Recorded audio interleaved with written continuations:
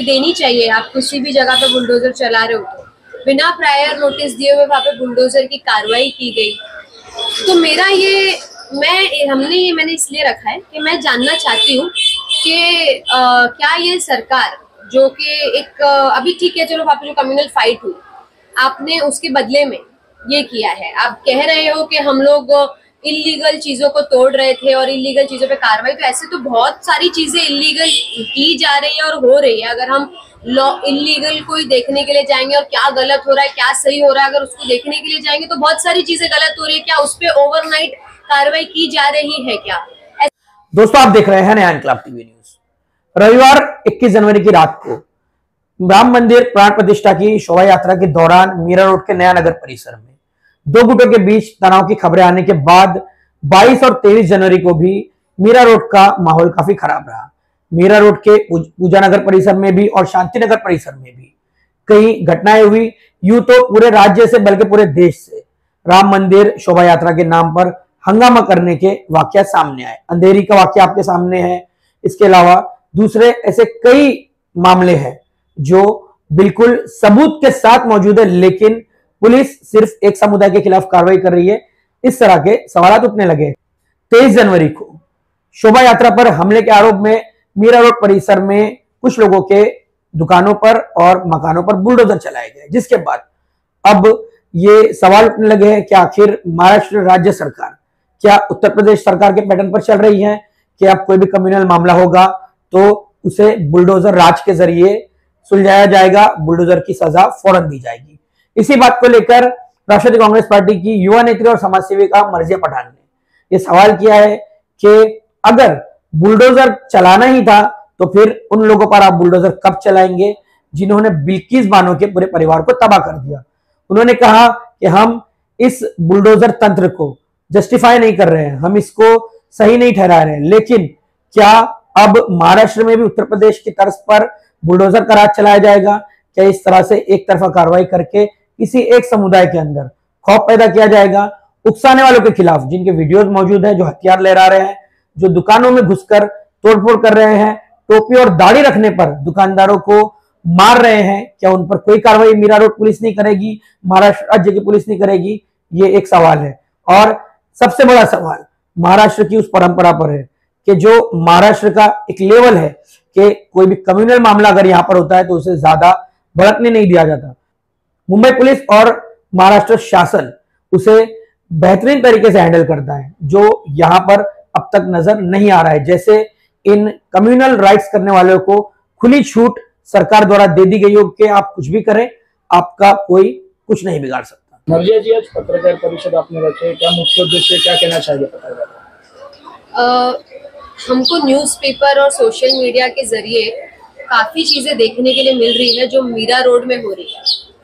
आपको देखने के लिए मिला होगा कि वहाँ पे 2 दिन पहले कुछ कम्युनल राइट्स तो नहीं बोलेंगे बट कम्युनल फाइट हुई। उसके बाद कल वहाँ पर बुलडोजर कार्रवाई की गई दुकानों पर, घरों पर, ये बोलकर कि वो इलीगल है। तो प्रायर नोटिस ना देते हुए, जो कि देनी चाहिए, आप किसी भी जगह पे बुलडोजर चला रहे हो तो बिना प्रायर नोटिस दिए हुए वहां पे बुलडोजर की कार्रवाई की गई। तो मेरा मैंने इसलिए रखा है कि मैं जानना चाहती हूँ कि क्या ये सरकार जो कि एक अभी ठीक है, चलो वहां पे जो कम्युनल फाइट हुई आपने उसके बदले में ये किया है। आप कह रहे हो कि हम लोग इलीगल चीजों को तोड़ रहे थे और इलीगल चीजों पे कार्रवाई, तो ऐसे तो बहुत सारी चीजें इलीगल की जा रही है और हो रही है। अगर हम लॉ इलीगल कोई देखने के लिए जाएंगे और क्या गलत हो रहा है क्या सही हो रहा है, अगर उसको देखने के लिए जाएंगे तो बहुत सारी चीजें गलत हो रही है। क्या उस पर ओवरनाइट कार्रवाई की जा रही है क्या? ऐसे तो नहीं। उसका जवाब तो सीधा सीधा नहीं ही है। तो वहां पे जो कम्युनल फाइट हुई, गाड़ी तोड़ी गई या जो भी, मैं उसको जस्टिफाई नहीं कर रही।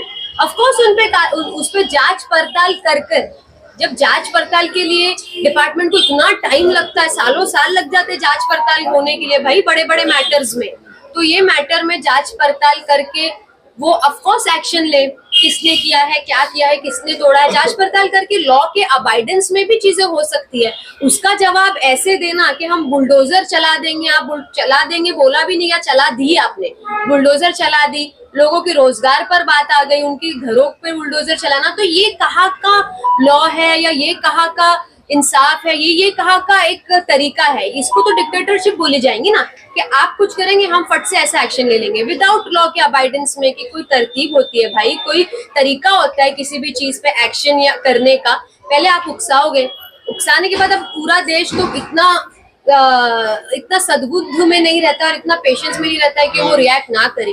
रिएक्ट कर दिए उन्होंने, उनकी गलती, रिएक्ट किए उन्होंने एग्रेसिवली, विच इज रॉन्ग।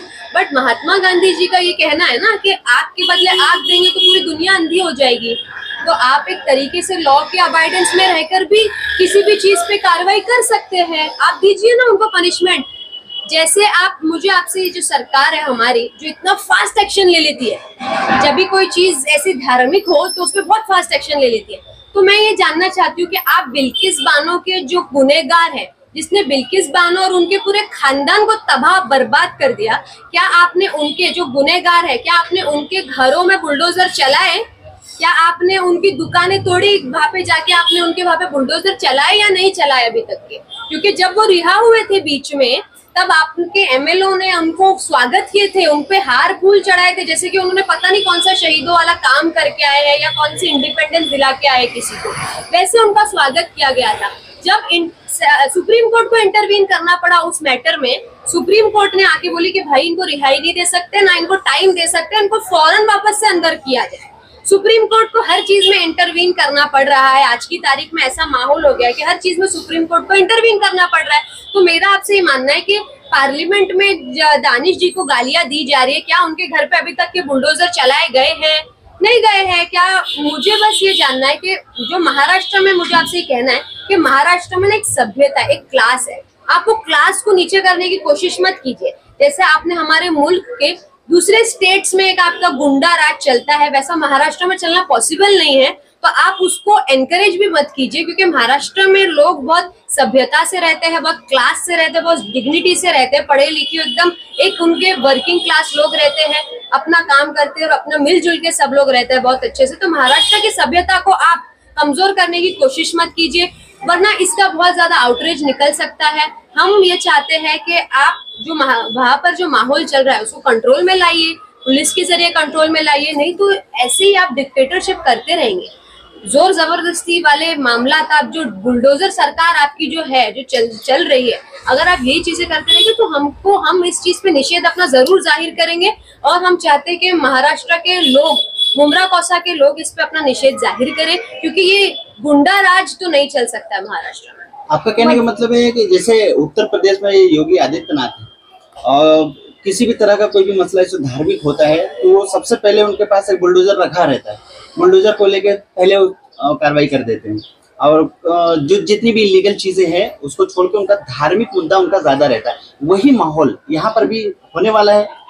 देखिए, मेरा आपसे यही कहना है कि ये एक जो रनिंग गवर्नमेंट है, ये इनका मोटिव ऐसा है कि सबको एक दूसरे से भिड़ा दिया जाए, लड़ा दिया जाए और ये आराम से निकल जाए बीच में से, है ना। तो ये इनका मोटिव है एक दूसरे से कम्युनिटीज को भिड़ाना। इसमें कोई भी दोनों में से कम्युनिटी की गलती नहीं होती है। एक वो होता है ना बीच में, मतलब एक सिचुएशन क्रिएट कर दी जाती है, खुद से भी माहौल क्रिएट कर दिया जाता है। पता नहीं कि जेन्युइनली वो लोग हो भी कि नहीं जिन्होंने किया है, कि खुद के ही लोग हो आगे।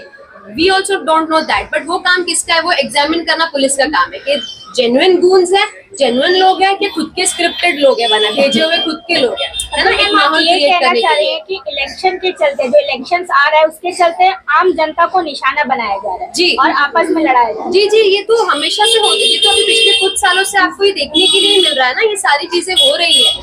तो इसी के लिए हम यहाँ पे बैठे कि ये नहीं होनी चाहिए। हर चीज में सुप्रीम कोर्ट, अभी ये सब मैटरों में हर चीज में हम सुप्रीम कोर्ट को इंटरवीन क्यों करना पड़ रहा है ना। हमारे स्टेट की अथॉरिटीज भी तो इतनी स्ट्रांग है ना कि वो इस चीज पे एक्शन ले सके।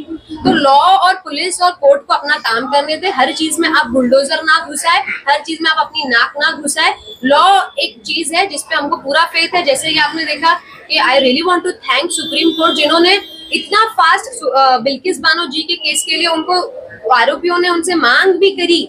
आरोपियों ने उनको बोला भी कि हमको टाइम दो, तो उन्होंने टाइम नहीं दिया। उन्होंने उनको 2 दिन के अंदर बोला कि आप सरेंडर कर लीजिए। तो हमको लॉ पर, हमको हमारे देश के कॉन्स्टिट्यूशन पर पूरा भरोसा है और हम उसके ही साथ चलेंगे। मर्जिया पठान, ये कहना चाहते हो आप कि ये आगाज है, ये शुरुआत है कि ये सरकार ये दिखाना चाहती है, बताना चाहती है कि अगर कोई किसी के खिलाफ जाता है तो ये बुलडोजर की कार्रवाई अब महाराष्ट्र में भी शुरू होगी। ये ठीक है उनका, वैसे वो ये इस चीज में कामयाब नहीं हो सकेंगे इंशाल्लाह, क्योंकि महाराष्ट्र के लोग, महाराष्ट्र की सभ्यता बहुत अलग है। कहीं इस सरकार को ये तो नहीं लग रहा है कि एक बड़ा वर्ग है जो इस तरह की कार्रवाइयों से खुश होता है, तो उस वर्ग को खुश करके सरकार में बने रहने की कोशिश तो नहीं है वोट बैंक हासिल करने? देखिए कोशिश तो बहुत सारी चीजें जो आप सब बोल रहे हैं वो सब सही बात है कहीं ना कहीं, इसीलिए आप पूछ रहे हैं, है ना। बट हम इसीलिए यहाँ पे बैठे कि ये ना हो, और ये हम होने भी नहीं देंगे इंशाल्लाह। हमारे महाराष्ट्र में हमेशा सेफ्टी,